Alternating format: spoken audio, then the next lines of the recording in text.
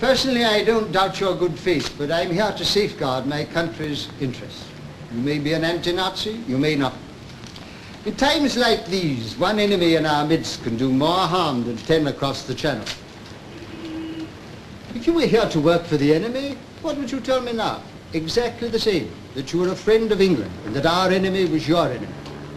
I know this is hard on those who are really with us, but it should be their best assurance that this time we mean business. If you are a friend, our precautions are your precautions, and our interests your interests, because our victory will be your victory. Is there anything else you'd like to say? If you don't mind, sir. No, go ahead.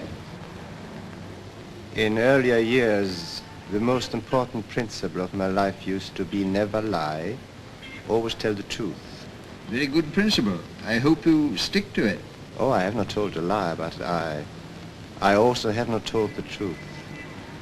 The refugee soon learns that there's a big difference between the two.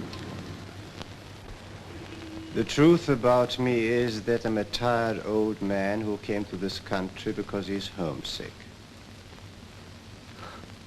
Oh, please don't stare at me like that, sir. I'm all right in the head.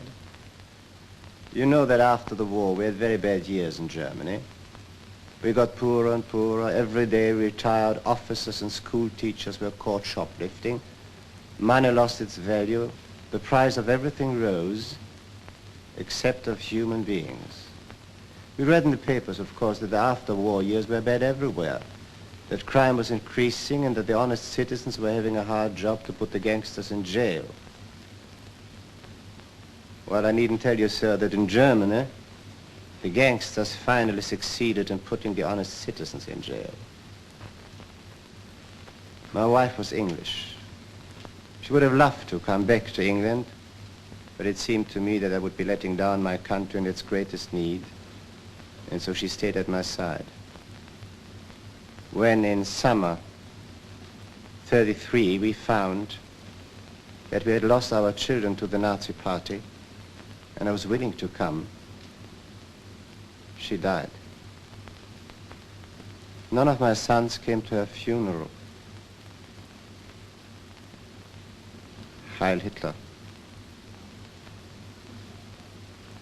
And then in January 35, I had to go to Berlin on a mission for my firm.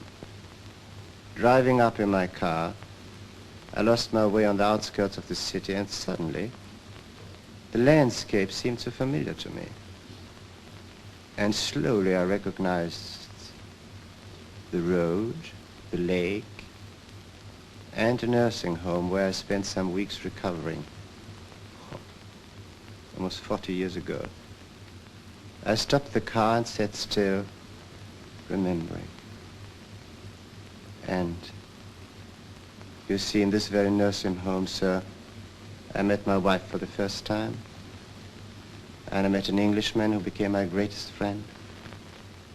And I remembered the people at the station in 19, when we prisoners were sent home, cheering us, treating us like friends.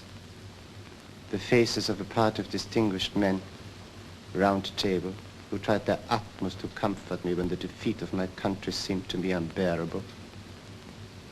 And very foolishly, I remembered the English countryside, the gardens, the green lawns, the weedy rivers and the trees she loved so much. And a great desire came over me to come back to my wife's country. And this, sir, is the truth.